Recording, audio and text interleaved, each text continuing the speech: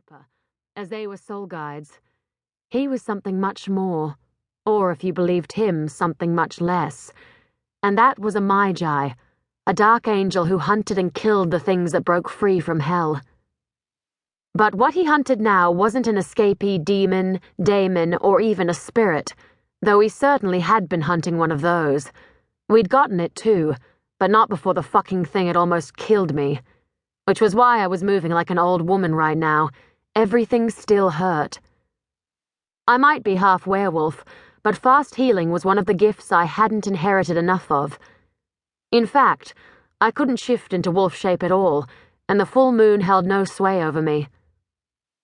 Of course, I could heal myself via my half-aedh heritage, but shifting in and out of half-aedh form required energy, and I didn't have enough of that either.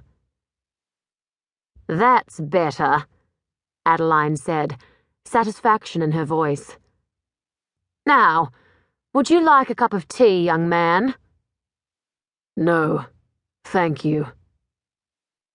There was a hint of amusement in Azriel's mellow tones, and it played through my being like the caress of gentle fingers. Longing shivered through me. Adeline picked up her own cup, a frown once again marring her homely features. "Why do you wear a sword, Reaper? There is no threat in this house." "No, there is not," he agreed. When it became obvious he didn't intend to say anything else, Adeline turned her expectant gaze to me. "He wears a sword because he's helping me hunt down some—" I hesitated. For safety's sake, I couldn't tell her everything, yet I couldn't not explain either. Not if I wanted her help. "Rogue priests who seek the keys to the gates of heaven and hell so they can permanently close them." That raised her eyebrows. "Why on earth would anyone want that?"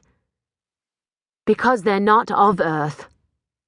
They were half-aedh, energy beings who lived on the grey fields, the area that divided Earth from heaven and hell, or the light and dark portals, as the Reapers tended to say.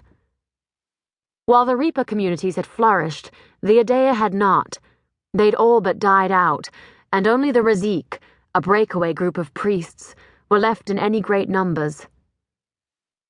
And they've decided it would be easier to permanently shut the gates to all souls than to keep guarding against the occasional demon breakout. She frowned.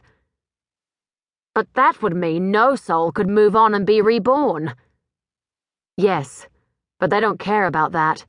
They just see the bigger picture." "But surely the number of demons who break out of hell is minor when compared to the chaos that closing the gates permanently would cause." "As I said, I don't think the priests care. Not about the human race in general, and certainly not about babies being born without souls and ending up as little more than inanimate lumps of flesh. They just want their life of servitude to the gates ended. Which is how I'd gotten involved in this whole mess in the first place. The Razik had developed 3 keys that would permanently open or close the gates. The trouble was, my father, who was one of the Razik responsible for making the keys, had not only stolen the keys, but had arranged to have them hidden, so well that even he knew only a general location. And as he could no longer take on flesh form, he now needed me to do his footwork, since only someone of his bloodline could detect the hidden keys. In fact, everyone needed me.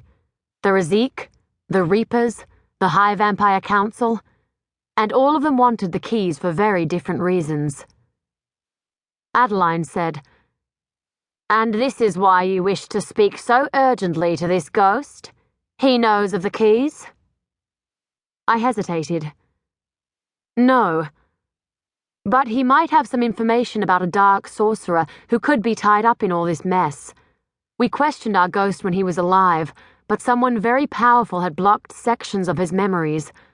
We're hoping death might have removed those blocks." "It's a rather vague hope." "Which is still better than no hope." I took a sip of tea, then shuddered at the almost bitter taste and put the cup down. Tea had never been a favorite beverage of mine.